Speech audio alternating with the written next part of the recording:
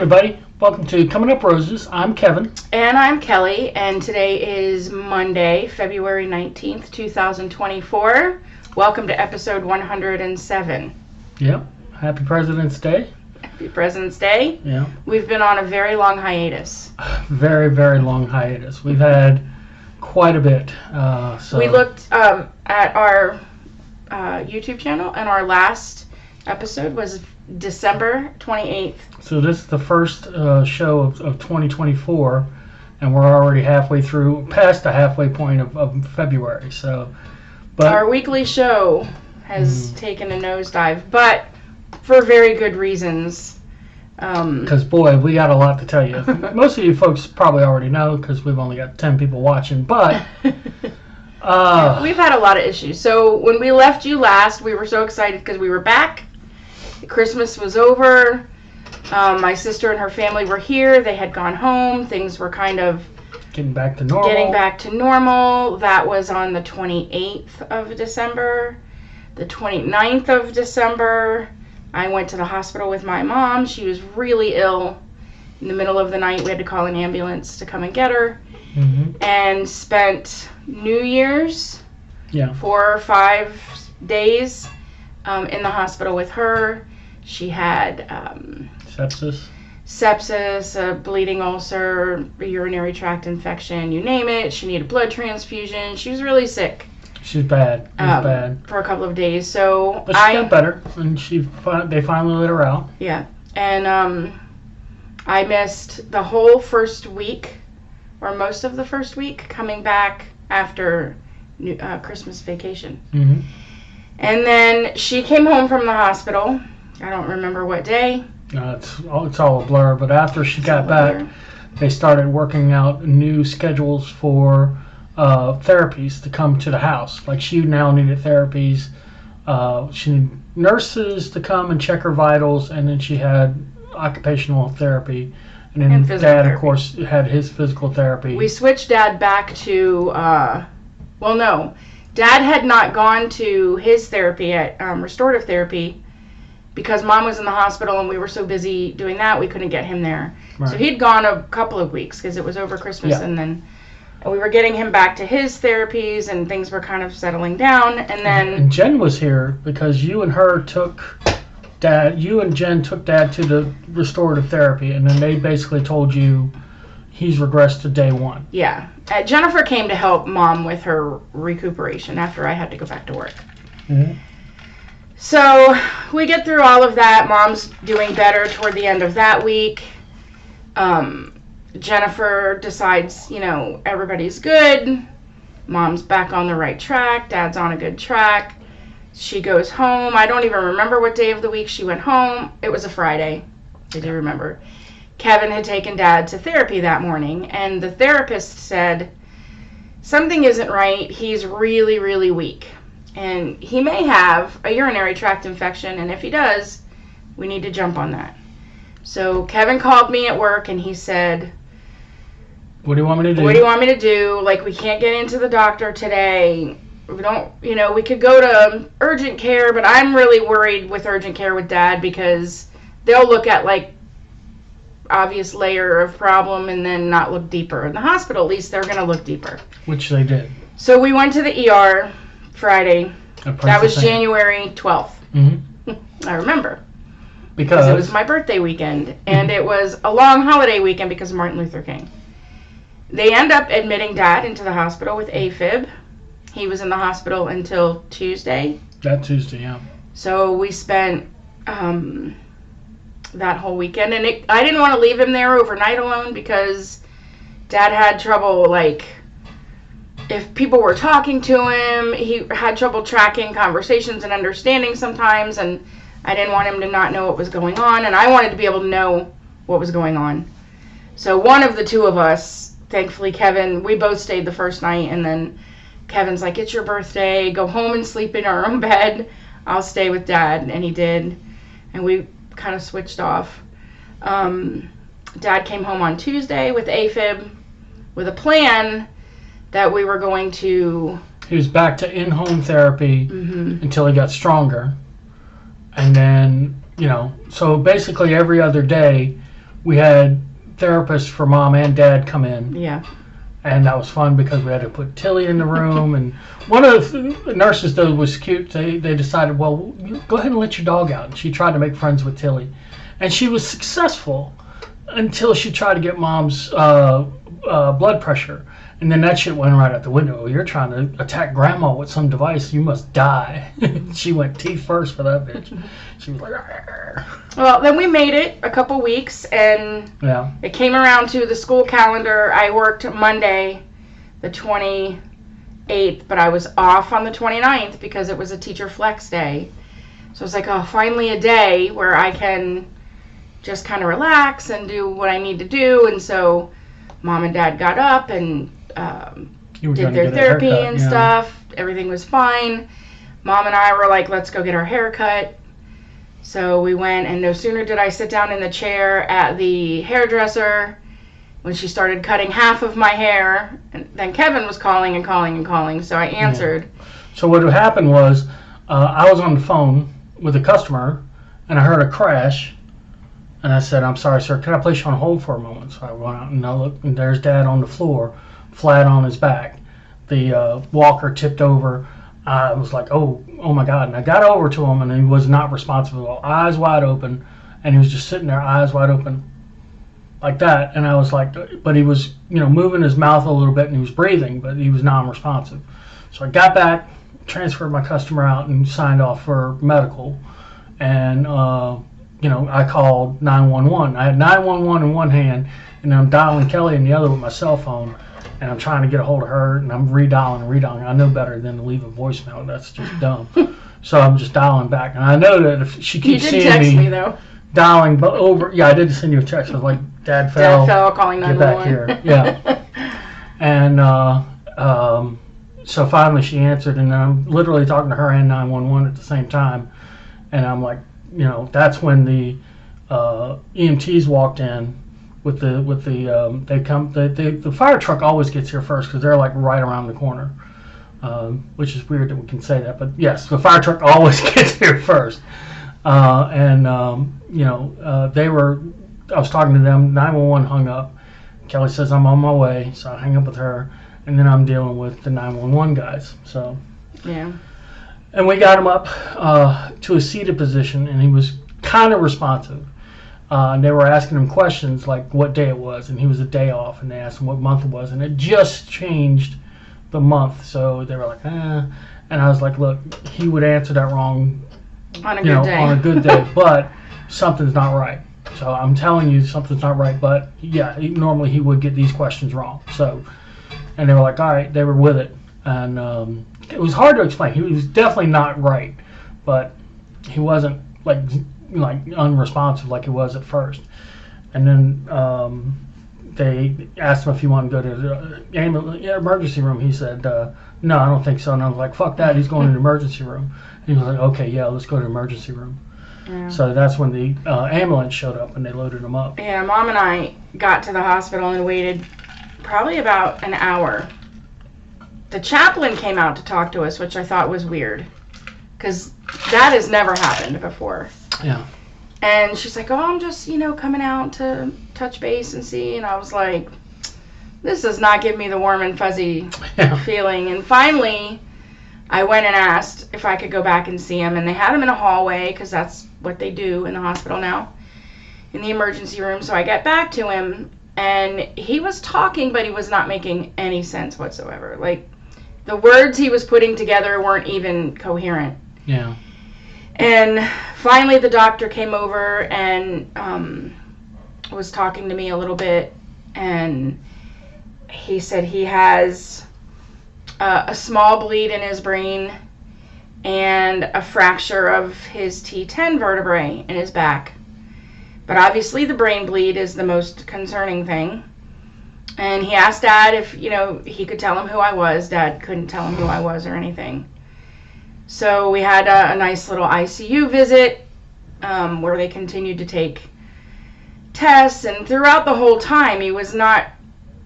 he was responding to, squeeze my hand, and can you lift your arms, and can you move your feet? But, he couldn't really talk. He couldn't answer questions properly. He would just give numbers, you know? Like, one time she asked him something and he just said 2408. Like, it just didn't make any sense. This was on Tuesday. Mm-hmm. Wednesday morning, they took him down for an MRI. And when we got up to the hospital, he was knocked out, like, out. And she said we had to give him a little Ativan because he was very combative for the MRI. And he slept all day long Wednesday. Like, we didn't get anything from him Wednesday. The MRI results came back and showed that, of course, the bleed had gotten worse. There was a larger area, and it was in the brain tissue, not just in the spaces between the brain tissue. And they were like, we can just basically wait to see if it stops, because he was on blood thinner. They reversed the blood thinner as soon as he got to the ER. So it's just like a waiting game to see what happens. Wednesday night, he woke up, and he was talking to us a little more coherently, answering questions a little more coherently, but he was also doing, like, trying really hard to get all his bed sheets off of him, trying to, like, disconnect himself from everything he was connected to. He was only getting, he didn't even have oxygen at that point. Mm-hmm. Maybe that night they put oxygen on him. But he was trying to get, like, the pulse ox and, I mean, just everything just off. Mom said he was like a little boy, like, you know, being a little defiant, but like a boyish defiance. Yeah, like a boyish defiance. And, you know, I kept saying, Dad, you can't leave. And he's like, why? I said, well, you fell and you hit your head. And he'd be like, oh, brother, you know. And then you'd see the exasperated look, but then a few minutes later, he'd be back to trying to take everything off. And, that was Wednesday night. Thursday morning we got there, they had to put him on oxygen Wednesday night because his oxygen level was dropping a little bit. By Thursday morning he had developed pneumonia and they had him on forced air, high flow oxygen. And so Jennifer flew in, and the next steps were possibly BiPAP machine, possibly ventilator. And at that point we were just like, no, he would not want that. He was very clear. And by this time on Thursday, he was not really conscious much at all. He looked like he was sleeping. His medical record did say he had traumatic brain injury with coma. So they hadn't used the word coma with us while we were in the hospital. But he was out all day Thursday. So we just kind of all stayed at the hospital with him and decided. I wonder if, like, the official coma is like if you're unresponsive for X many hours. Time. Yeah, I don't know. I don't know. We had them take him off of the antibiotics for the pneumonia.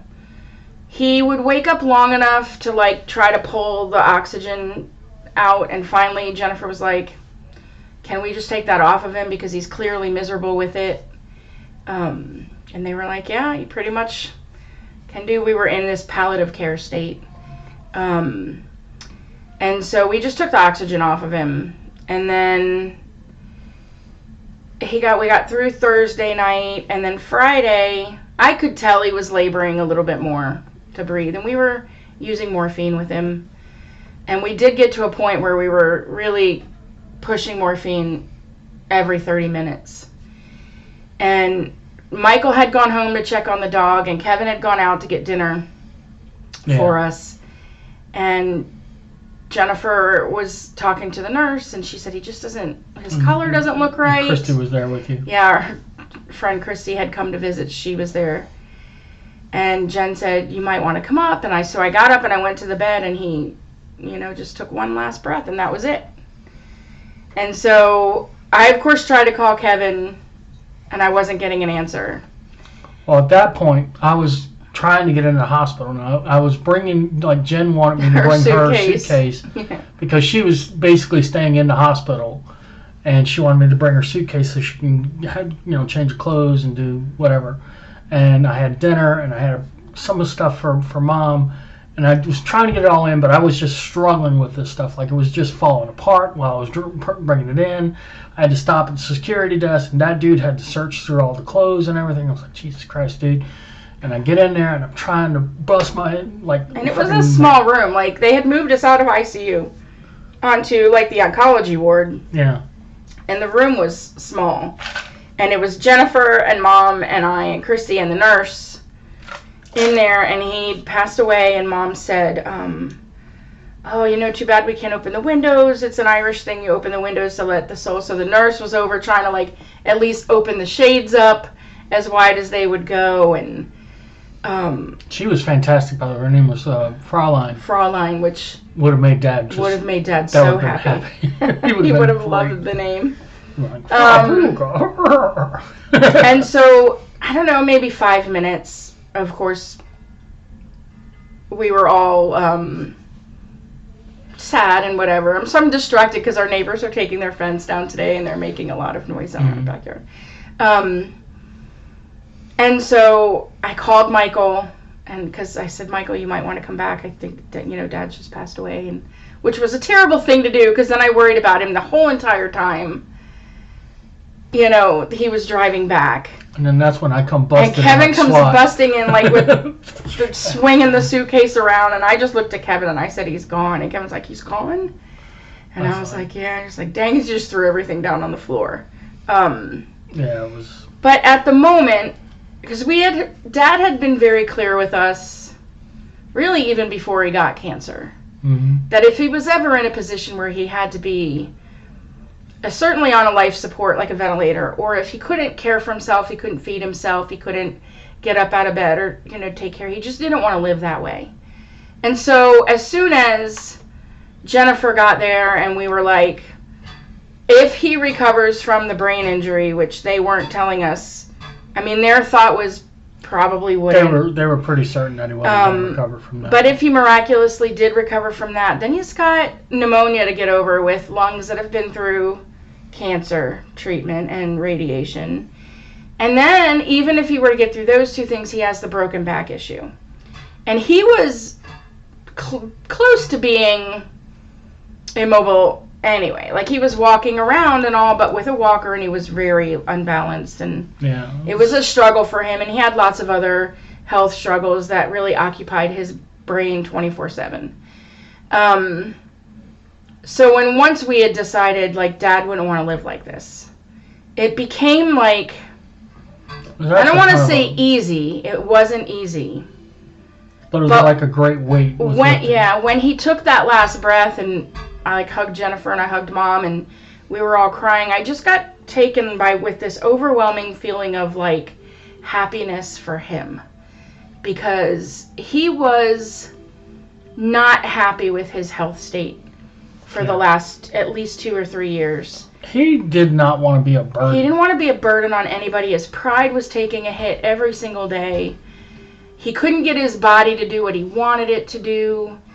He couldn't open jars on his own. Every time he got up to go to the bathroom, somebody was checking on him. And I really just don't think he was happy. Like, if you knew my dad was the center of attention.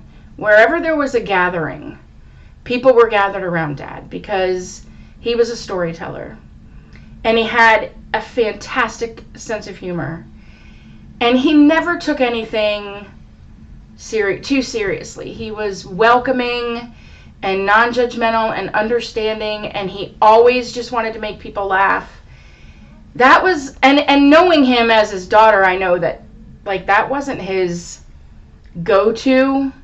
He was kind of an introverted person like me. He was happier just being at home and not being around the center of, but when he got into that mode, I mean, he was infectious, and he hadn't been that way in a long time.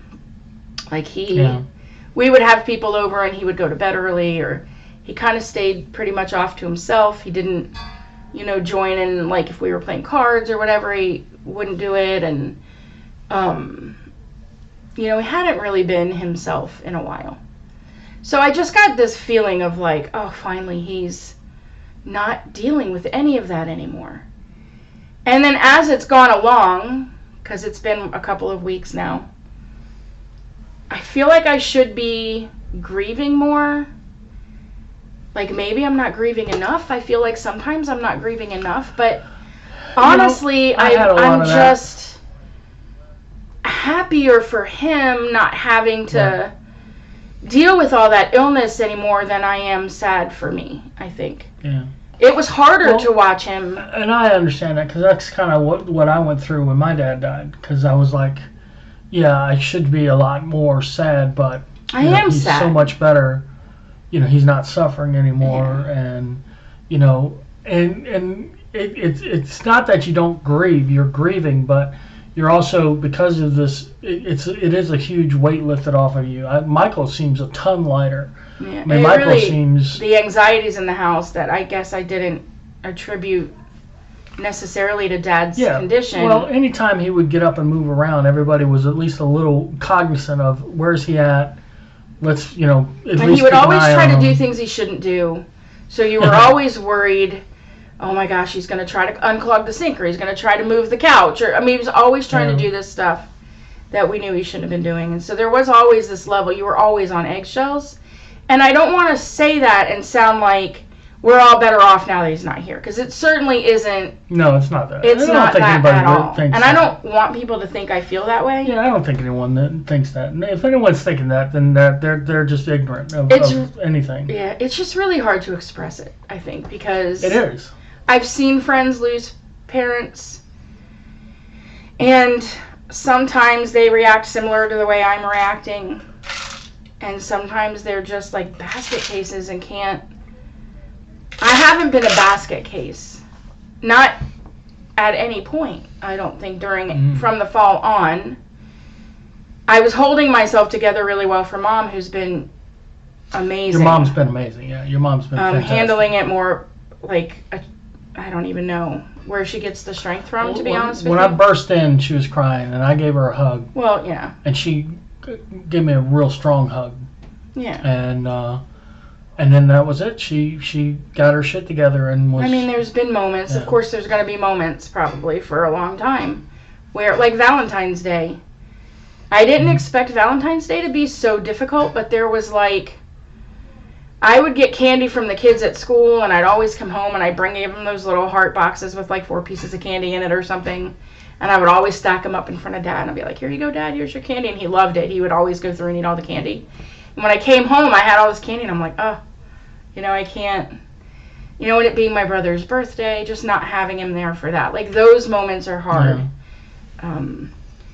And that's going to be, it's a year of firsts that are coming up, and then every year after that it gets a little easier. But the first year, you always are cognizant of this is the first year, the first Valentine's, or for Mike, it was his first birthday without Dad, and then it was our first anniversary without Dad, and then whatever first it is, this year it's going to be something that's always going to be, well, this is the first blah blah blah without Dad.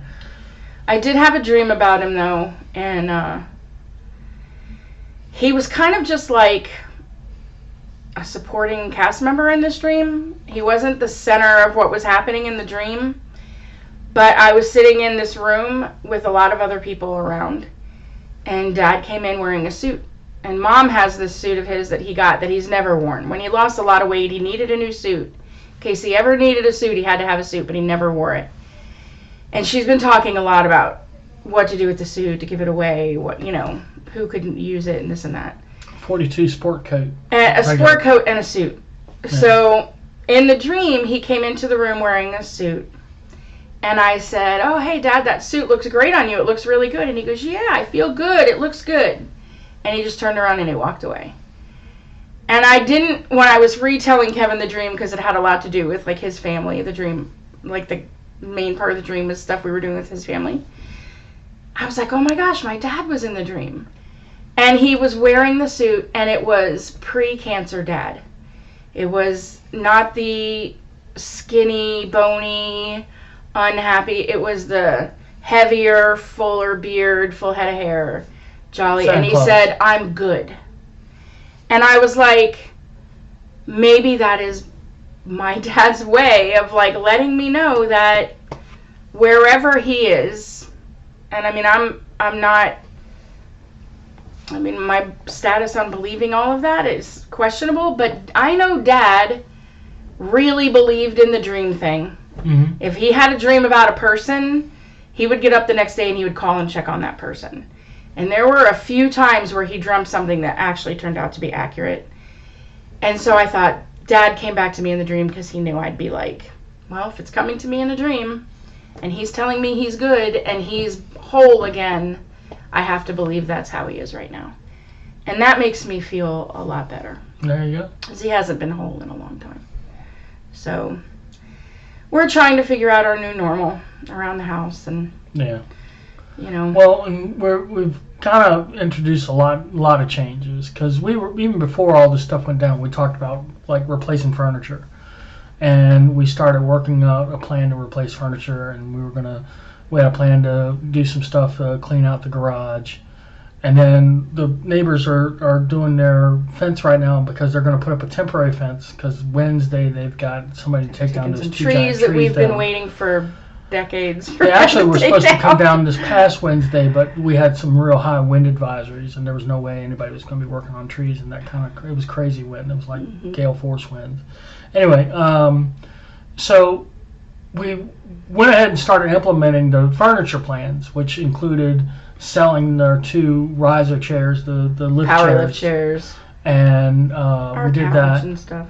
And then we've got a couch we're trying to sell, and we've got a couch coming in with 2 chairs, a big chair and a half and a chair. And we've got one guy looking at the deck. I might call a couple more just to see, because you never should get just one estimate. You should get a couple estimates. Anyway, so we've got. I like that guy a lot, though, change. because he was Yeah, he really was a sweet lot. with Tilly. Yeah, yeah, he was funny. Tilly was giving him a hard time because it's Tilly, and we were going to put her up, but by the time he came in, it was like too late. She was already on him, and he was all right with it. And Yeah, he just got right down, he kept, started talking to her. talking to her, and got to the point where he could be close to Mom. And she didn't get all crazy about it. She wasn't barking at him. I said, "Well, you're good now." And he goes, "I'm in," and he pretended like he was on his phone. He said, "Oh, we got the job." I was like, "That's hilarious, dude." But you do that with her mama, and you're gonna get teeth on. Probably not gonna get close to me. So, So yeah, cool. We have little changes around the house that were in the works before, but now it's just like. I know this sense of urgency, we just want to get it done. And then Dad didn't want any kind of funeral, or he didn't really want a memorial service. He wanted a couple of months later just to have a party. And so that's what we're going to do. So we're in the process of thinking through the plans on that. And so that's going to be in September. So anybody who wants to be part of that, it's going to be September 8th. That's the current date. That's the current date until drastic changes. But we don't know many more details nailed down but that. Yeah. But so if you're planning on attending, that's great. Let us know, and we'll keep you informed of plans. Yeah. So other than that, the chicks are back on. I don't know if I've even talked about that. No.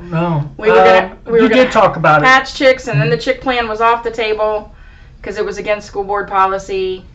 And then the school board was like, "No, we want that to be allowed, so we need to change the policy." But they weren't going to change it fast enough to allow this to happen, so we're off again. And then we're like, well, maybe we can get it on again. And then it was off again, and it was crazy. And then the week I was out with Dad for Dad's passing away, they were like, we found chicks, we're going to go ahead and do it. So at the last second, who's still in? So we were like, yeah, we'll do it. So we've got our incubator up and running in the classroom. Hopefully it's been consistent this weekend. But they come next week, and we'll be hatching chicks, which will be wonderful with the kids to see the life come in. And of course, I've already been like, we're going to have 12 eggs, but we're probably not going to get 12 chicks. Trying to brace them for the fact that, some of them may not hatch or may not hatch successfully. But yeah, that and the whole chicken war thing. Those strong chickens going after the weaker chickens. Because one of your kids guessed it, right? Yeah, we've been having the conversation. So I just want them to be prepared well ahead of time that things could go wrong, because I had a traumatic butterfly experiment when I was in 2nd grade, and since then I have been hesitant to do anything like that in the classroom, but we're just going full force with the chicks, and the kids will be good. You'll have one chick go full Kurgan and be like, there can be only one! One massive murder chicken. So that's coming up to give us something fun to look forward to in March. And, Kevin's schedule is changing again, so we're yeah, that was the other thing. While this was going on, I had shift bid, And I was trying to get back to the house. It was weird. I didn't want to leave her because that's when Dad was in the hospital, or was the mom still in the, I can't even remember. When, but one of them was in It's there. all a blur. But I felt like I had to go home to do my shift bid, because usually I'll go in front of the screen.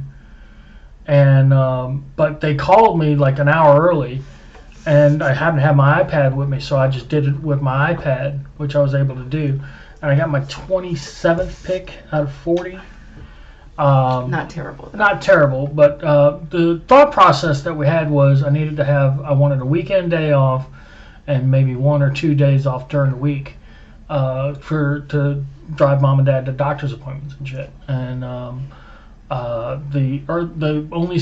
we ranked the schedules, and I'm going down the list. I was like, that one's taken, and we got to one where it's 10:30 in the morning till 9:30 at night, which I still have Sundays off, but my days off are Tuesday, Wednesday, which, that's not terrible. So yeah, we have to change a few appointments, but yeah, so nothing. Or I'll just take work off to take Mom to the appointments. Yeah, I mean, either way, probably what I'll do, but. And then but we'll make it work. So it's just shifting to like not having him at dinner anymore, which I'm gonna get back to fasting, so that might not be a bad thing. Yeah. To have to eat earlier. So I don't know. There's blessings in everything. You just have to find where they are. Mm-hmm. And they're going to be opening up a Planet Fitness around the corner, so that'll be good because we can hit the gym. Like I need to start doing some cardio and Me too. that. Planet Fitness is really good. The rec center's okay, but I don't feel like I'm welcome there. Like, people just look at me funny there. I never had that at Planet Fitness. People pretty much leave you alone or don't pay you no mind at all at Planet Fitness, which is fine with me. But the rec center, they're a little bit more, I don't know, staring you down and shit. They want to talk to you and shit. Yeah, yeah. Fuck all that, man. I don't want to talk to you. Anyway, and then they've got the circuit, which is like they give you the half hour. You follow their little light schedules that blinks when you're supposed to be doing it, and then it does a different set of blinks to let you know the rest. And then, there's by the time you get done with it, it's a half hour. You do like 12 different things. I'm just going to get back on the arc trainer. Yeah. And I'm going to do the elliptical. That's what I got to do. For my knees, I can't do a treadmill, so. Yeah. But that's coming up, and, a lot of changes, a lot of good changes, I think. And, yeah, it'll be all right. I guess I just got to focus on the positives and not get down in the dumps and. Yeah, well, we've all been handling it really well. I think so too. And I think we having were all Jen like, here was very helpful. Yeah. And then Mom's been a bulldog about getting all the stuff done. Like, Mom doesn't like to wait on things, and she's being forced to wait by insurance companies and government institutions.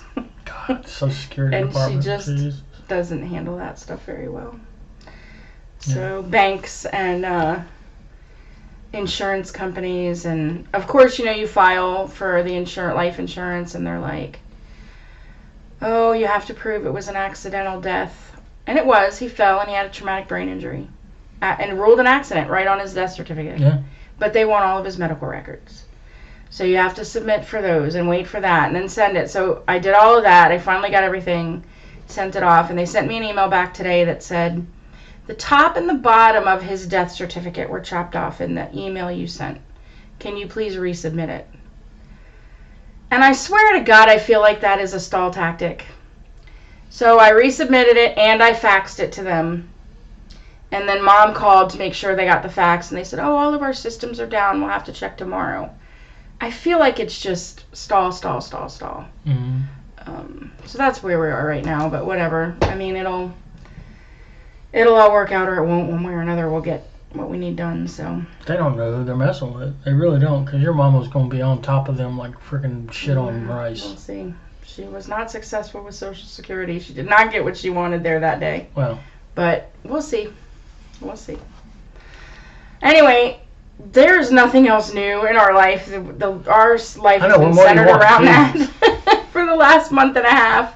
We've gone from health crisis to health crisis to health crisis. Luckily, and we've only got a few hours left remaining for this long weekend. I said no one is allowed to get sick. And we were going out for dinner for our anniversary, and we were going to a seafood place, and I said, you're not allowed to have scallops, because he had scallops on our anniversary one year, and we ended up in the hospital with food poisoning or whatever. Mm-hmm. I'm not going to the hospital this long weekend. Every holiday in January and February, I have spent in a hospital with somebody. Yeah. So I wouldn't let him get scallops for dinner. Yeah, but we went to Margie and Ray's, which of course is always awesome. Of course, the day's not over yet. Last night. We just need to go sit on the couch for the rest of the day today. Yeah. Yesterday we went to visit with my brother, and believe it or not, my brother Billy got an urn for us that was big enough for Mom and Dad, which is nice. Kind of an odd thing, but it was really nice. Appreciate it. I mean, it was a really nice urn too. So yeah, it's very nice. So we went up, picked it up, and hung out for a bit. But on the way home, we wanted to go ahead and pick up some dinner at. We tried to stop in Williamsburg, but we fucked that all up. Yeah, got off at the wrong exit. So then we ended up in Hampton, and we wanted to go to Longhorn Steakhouse. Right, but there was a 45-minute wait. And I was like, no, because we still have an hour drive to get home. Right. I don't want to wait 45 minutes. So Mom's like, there's a Red Lobster right across the street. I was like, oh, okay. Red Lobster's never one of my favorites. And we had just had seafood the night before that, but all right, let's go. We get over there. There's not many cars in the parking lot. So I was like, well, at least it should be sooner. And we go in, and the guy's like, 20-minute wait. There were empty tables. I saw more empty tables than I saw tables where people were sitting at. Yeah, it was that. And we waited 40 minutes. And finally, he came and got us, and he went and took us to a table that had been empty the entire time we'd been in there. And then it took her almost 20 minutes to get our drinks to the table.